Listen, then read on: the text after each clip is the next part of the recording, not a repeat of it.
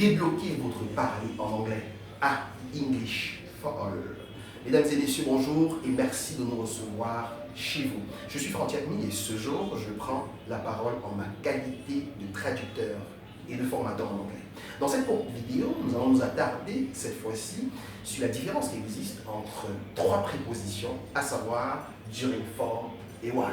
Mais avant cela, on se pose la question suivante: en quoi est-ce que ces prépositions se ressemblent-elles? Eh bien, elles se ressemblent au niveau de leur traduction française. During, for et while se traduisent en français par la préposition pendant.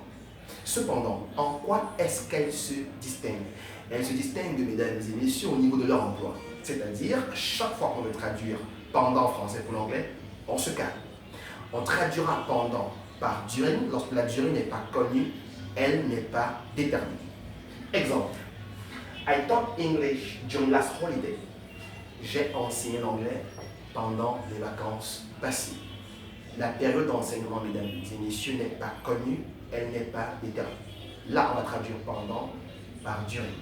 Par contre, on traduira pendant par for lorsque la durée est connue, elle est spécifiée, elle est déterminée.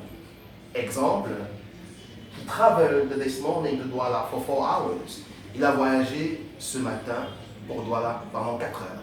Le temps de voyage, mesdames et messieurs, est connu, il est de 4 heures. Et enfin, mesdames et messieurs, on traduira pendant par while lorsque dans le texte français, après pendant, on a le mot que.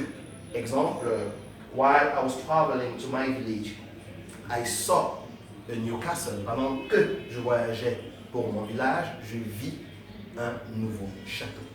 Mesdames et messieurs, c'était là le plat de résistance que nous avons décidé de vous servir en ce jour.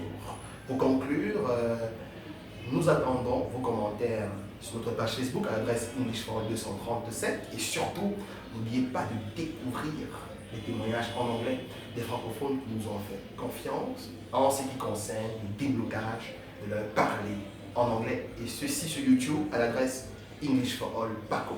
Chers internautes, English for All est un minimum de dépenses pour un maximum de satisfaction. À English for All, votre satisfaction reste et demeure votre priorité. A très bientôt pour une prochaine vidéo. Ciao!